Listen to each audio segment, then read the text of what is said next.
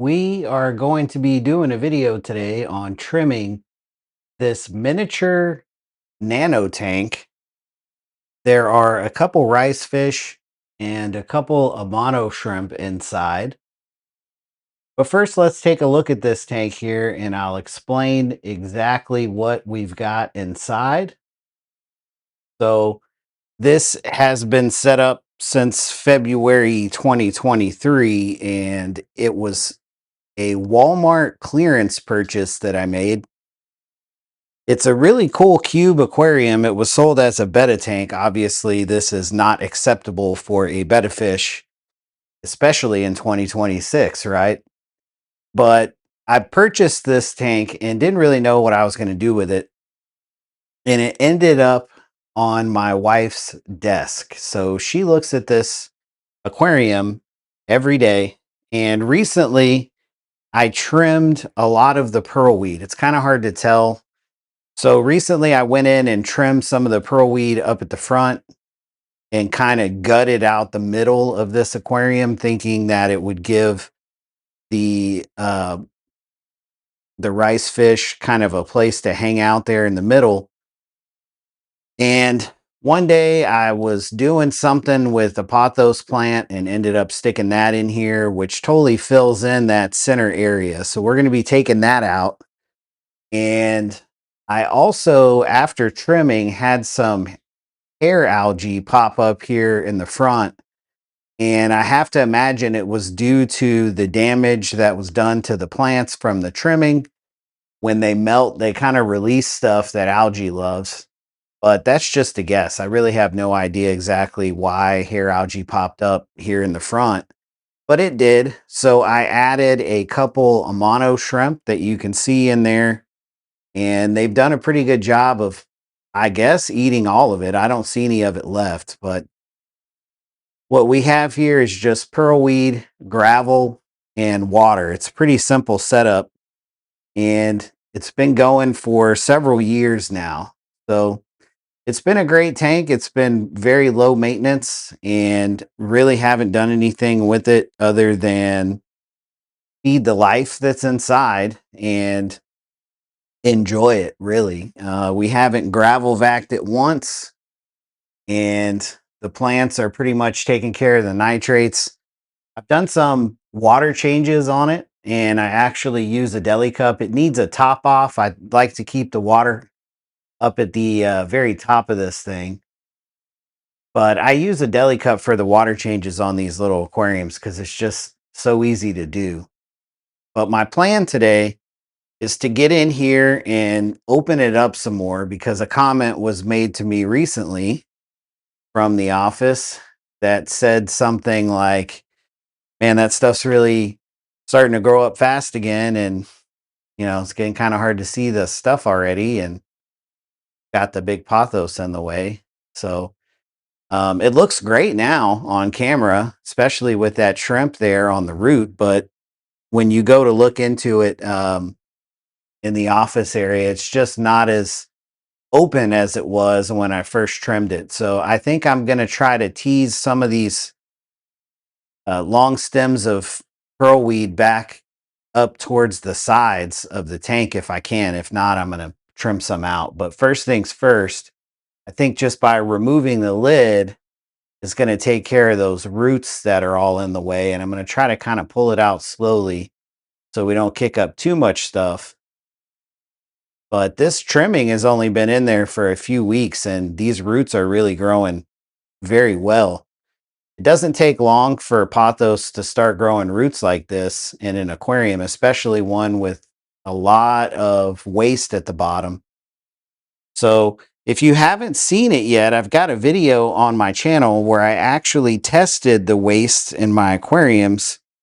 And I'm the first person to ever do that in the aquarium hobby. No one has ever tested their aquarium waste before. I found that kind of interesting.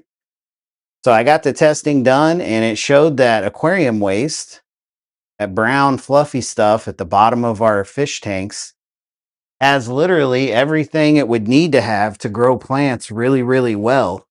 And if you're interested in learning about the results of the test and everything, make sure to check out the channel. So I'm going to set this on the rim of the aquarium next door, and I just want to show you something that's going on in there right now that's pretty interesting. And that is an Infusoria bloom here at the top of the aquarium. I'm not sure exactly why they're all where they are. They were off to the right a little more. Oh, I guess I do know why. Okay. So this is kind of interesting. This bloom of Infusoria in this tank is very noticeably at the top of the aquarium. And if we look close enough, we'll see that cloudy aquarium water is actually moving around. It's like a living dust inside the aquarium. And a lot of times cloudy aquarium water just gets written off as a bacterial bloom. And it kind of is, but we can't see the bacteria. What we can see though is these little tiny moving dots. And that is usually paramecium, which is not bacteria. And it's one of those rabbit hole things where, you could technically make corrections to what could be considered misinformation in the hobby.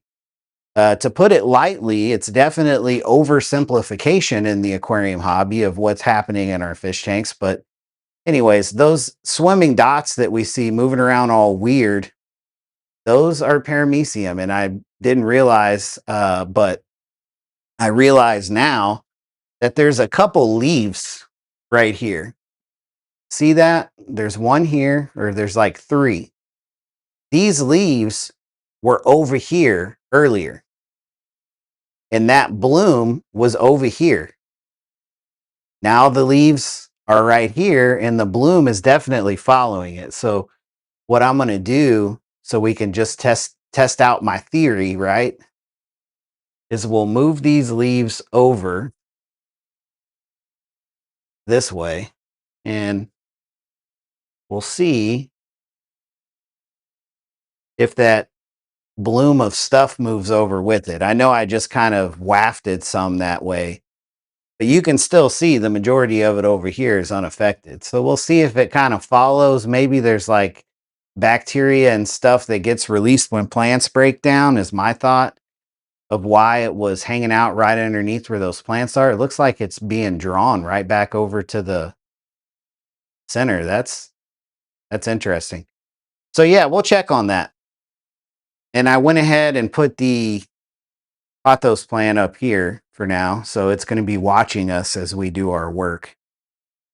So we're going to talk about bots and stuff, and we're going to trim up this tank and do a little bit of rearranging of the contents so that it's more viewable for the wife. And then the other thing I want to do is catch those shrimp out of there.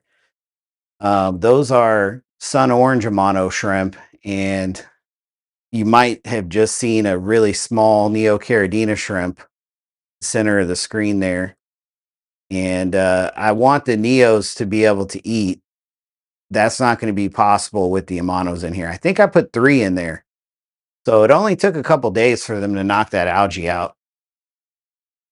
So what I'm going to do is first, I guess, let's kind of see how, if at all, we can kind of tease these plants back up towards the sides. I'm assuming it's the shrimp like hanging on the plants that's kind of made them lean over towards the center. But I'm just going to use, I've got a set of Higer aquascaping shears here. There's a Higer logo on there. There we go. It's upside down. But these are pretty nice. They haven't rusted at all. They're still pretty tight. They cut. Not much else, to say about them, but they do great. So I'm going to see if I can't just kind of tease up these plants a little bit without getting them too wrapped up in each other. And I think I'm going to go ahead and top it off now. It might make it easier. But they're definitely longer than the aquarium is tall right now as far as the water column goes. And I don't even know if topping it off is going to help, because I believe, let's see here. Yeah, they're as tall as the aquarium, more or less. So I don't know if you guys can see that, but they are pretty tall. So that's probably why they're leaning as well. It's because they're folded over at the top. I didn't realize that. So I think adding some water may help a little bit, especially here in the beginning. So we'll do that now. I was going to wait to do that. And this is just RO water because we're topping off evaporation here. And that ought to be good for now. And it looks like, yeah, they're still, the way they're leaned over, you can definitely tell where the water line was, but they're still taller than the water line. So seems like it might be about time to trim the tops of these, but I think if I just kind of, yeah, this will work. Just kind of shape it with my hand. That'll really open up that middle area.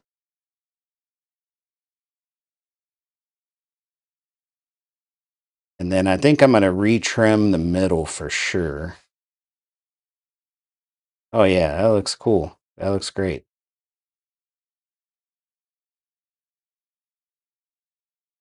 But this will help too with trimming the middle so that I don't accidentally trim some of the longer pieces. So pearlweed is a plant that you really don't need to do much with. It grows really fast, and I grow it a lot in the moss domes. I'll show you one over here to the side. I like just sticking it in those moss domes. Traditionally, you'd use that for moss, but I just stick pearlweed in there, and some of it kind of melts, but eventually it fills in the whole dome if you just keep kind of trimming it down.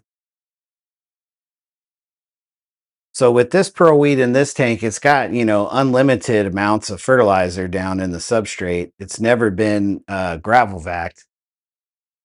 So really the determination on how it seems to grow has been light. For a while, I had this aquarium in a window, and it was during the winter, so it wasn't really getting the greatest light, and the plants weren't doing as good. But then I put this fluval nano light on there, and even with it turned down and on a siesta where it goes down really dim for a couple hours around lunchtime, it is still bright enough to grow these plants really well. So if you've ever debated um, getting a plant light for your nano tank, any kind of multicolor plant LED will be good, but I have nothing but good things to say about these Fluval lights. I've got several of these. These are, I think, like the Gen 3 or something. I don't know. They're at least one model old.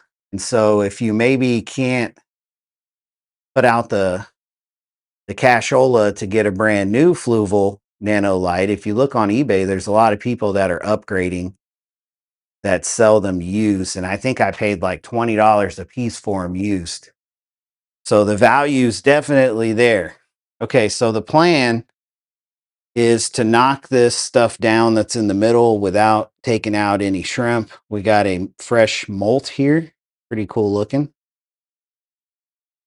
We'll take that out because I'm going to be removing the shrimp.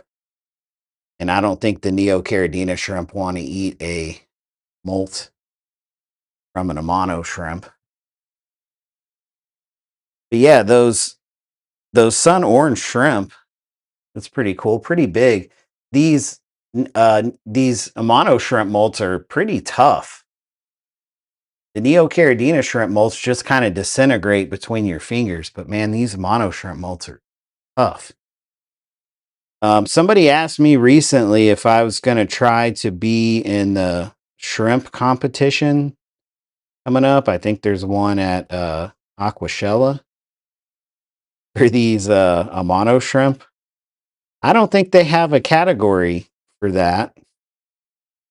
And then on top of that, I don't think there's enough breeders to compete against me. But I do think, I guess that's eventually going to be a thing, which is awesome to think about. a mono shrimp category is not something that I don't think I've ever seen that at all at a shrimp competition. So those of you guys that know those folks that put on that wonderful show, maybe mention that, for the future. Maybe the idea of having that competition will be enough for some guys to start doing the breeding. Which reminds me, if you are interested in breeding a mono shrimp and raising the larva using really simple, low tech methods and videos that are current, check out my channel. I've got playlists on it, and I've put together some really easy to replicate methods for raising the larva that really take all the guesswork out of it. And they're simple enough that any beginner can go from never raising a mono shrimp larva to having success probably the first batch. I mean, no guarantees, but it's not paywalled, so I will do a money back guarantee. You can have your $0 back. But there's halfway done. It's actually looking pretty good so far. And those Amano shrimp are looking nice. One thing I have noticed is that they definitely show a more red coloration on black substrate and black background. I have some right now that are in a critter keeper that are taking care of some hair algae. I'll show you guys. They're a little more colored up now than when I first moved them. When these sun orange Amano shrimp get stressed out, they I don't know if you'll be able to see. It's pretty dark. Yeah, let me get my phone light. But these sun orange Amano shrimp, when they get stressed out, they get pretty pale. But let's check out here what I've got going on. Maybe bring the camera over would be smarter. But this is some moss that has hair algae in it. And the Amano shrimp down there, I got taking care of it for me. Man, that sucker looks real red under the camera. It's a little more orange IRL. But let's check in on the hair algae and see. I like using the camera for this. Oh yeah, you can see it in there. If you look closely, you can definitely see there is some hair algae still in there. So these Amano shrimp will eat it though. They eat it like nothing. That's what they're in there doing right now. And you can tell that they're able to eat it if you look at their digestive line. I mean, that one's full right now. So that's one of the many awesome uses for these Amano shrimp. And I don't think anybody is going to argue that they are the best algae eaters of the cleanup crew. Compared to those ones in the algae down there, these ones look really pale. But yeah, in real life, actually, right now, this one that's in the front, hopefully it doesn't swim off because I'm wiping the water off of here. But that one is pretty pale.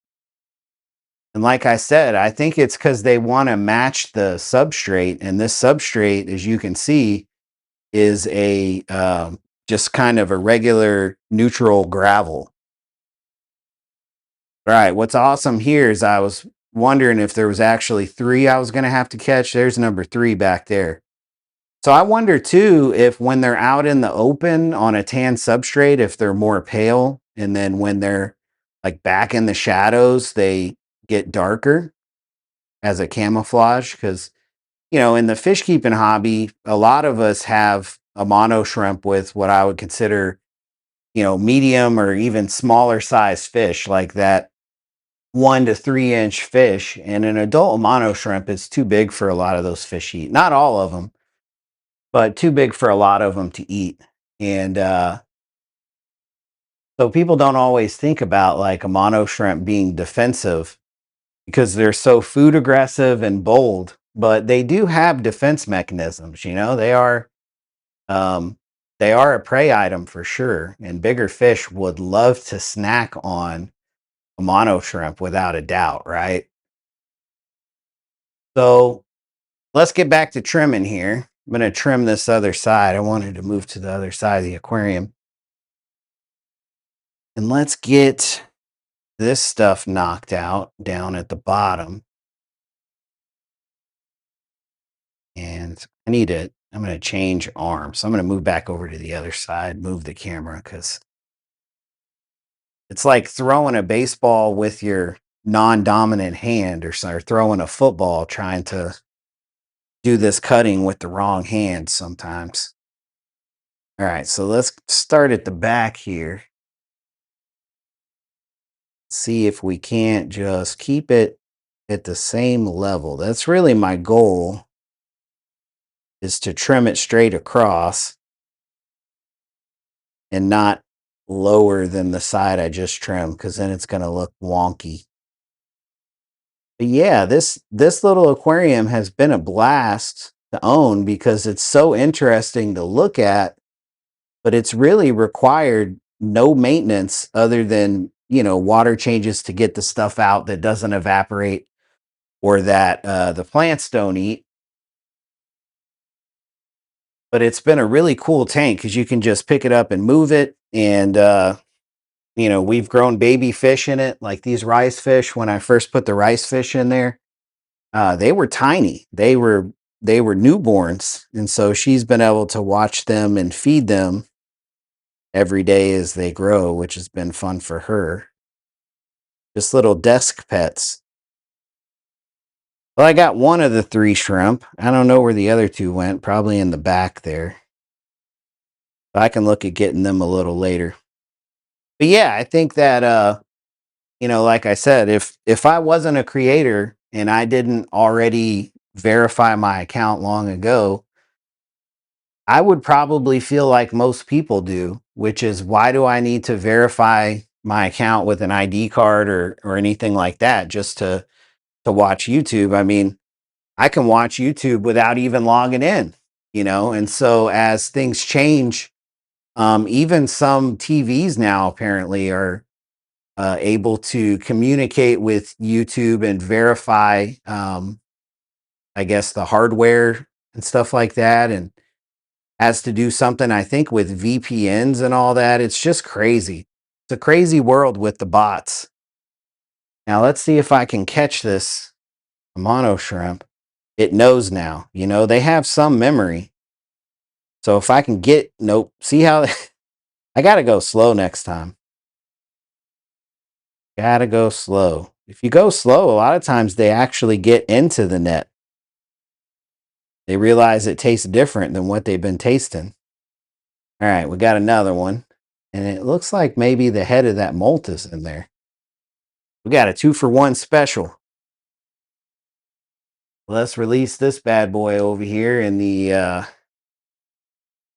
I guess this is a Skittles tank. I never really thought about that, but this is an Amano shrimp Skittles tank. Weird. How to make a video about that.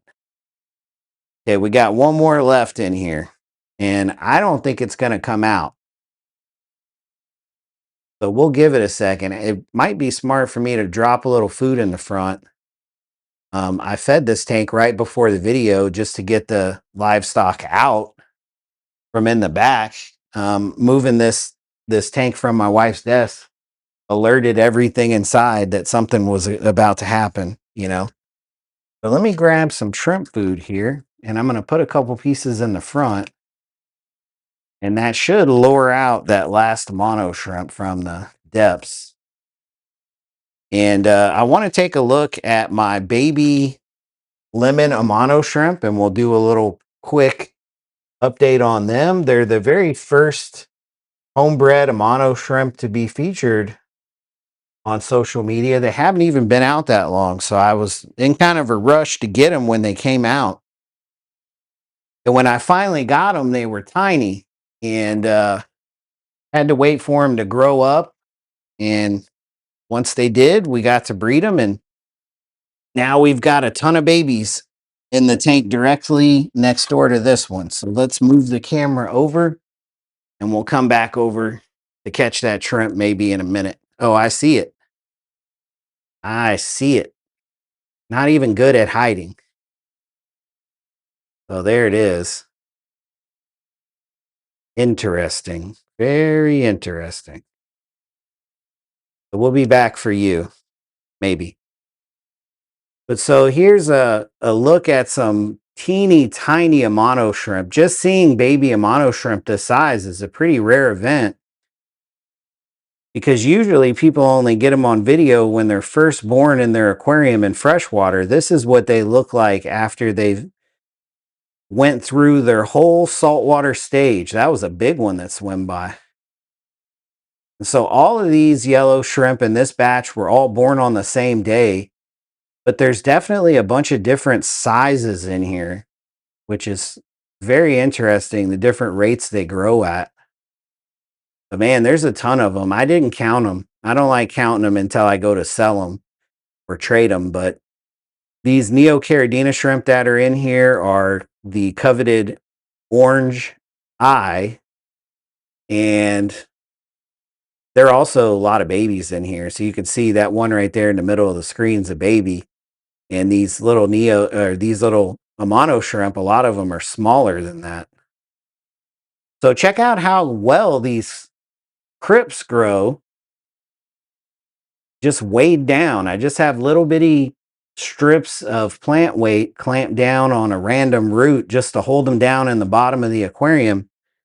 And so this is what I mean when I say that I'm the first person ever in the aquarium hobby to test aquarium waste, all that fluffy brown stuff you see at the bottom. I collected a bunch of it and I sent it to a soil and wastewater analysis lab where they did both the dry and wet testing of the detritus and determined that it had every single nutrient and mineral needed to be used as a plant fertilizer.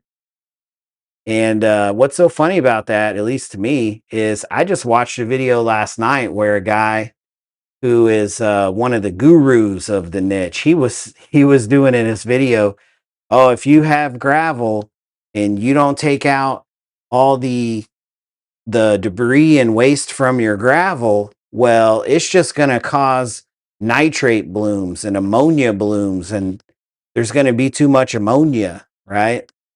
And my testing shows it has nitrate, it's got a bunch of stuff, but none of it is going to just suddenly leak out because there's gravel in your aquarium. It's actually not in the water column at all when it's in its solid form. That's like a reserve down there. All that solid detritus is like being held in the bank, and it's not out in the water column. So it's not going to show up on a test strip. It's not going to affect your water quality. It's not until it gets broken down by bacteria that it gets kind of diffused into the water. So funny how the hobby speaks about detritus, but I'm the first guy ever in the history of the world, maybe even the history of the galaxy, to test detritus. So let me look on this other side real quick and see. Now, I think that shrimp, oh no, I see the shrimp. So let me try to grab that shrimp out of here. Hopefully the third time's the charm. If it makes it back into the back, I may just give it some more time. But I definitely see it. Let me see if I can just kind of coax it. Oh, yeah. Oh, yeah. You like that net. That's your home. Welcome home. All right. Ooh. We got a runner. We got a runner. Come on, little buddy. Okay. So let's get back up here.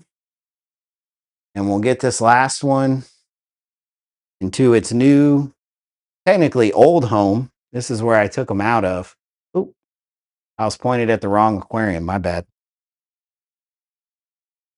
So one more check-in of the, since we're already pointed at it, it looks like the majority of that floating dust in here is still pretty much towards the middle.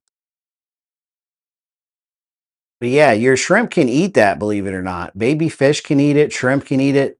What I do with Infusoria like that is I use it to culture Daphnia.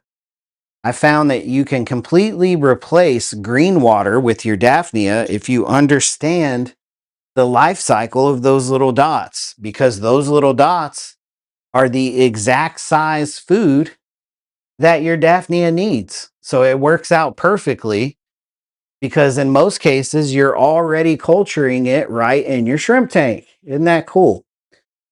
So I appreciate you hanging out. My wife's going to be happy when she sees this, because it definitely needed a little bit of a sprucing up. I'm going to set up a tank in my bathroom using all the pothos that I've got around the house. And so I'm not going to put the pothos back in here. I'm just going to leave it open for now. And her two baby rice fish can enjoy hanging out without Amano shrimp taking their food for a little while now. And if you haven't yet, make sure you subscribe to the channel so you get notified when I do these 4K live streams like this. And I appreciate you watching the video. We'll see you in the next one.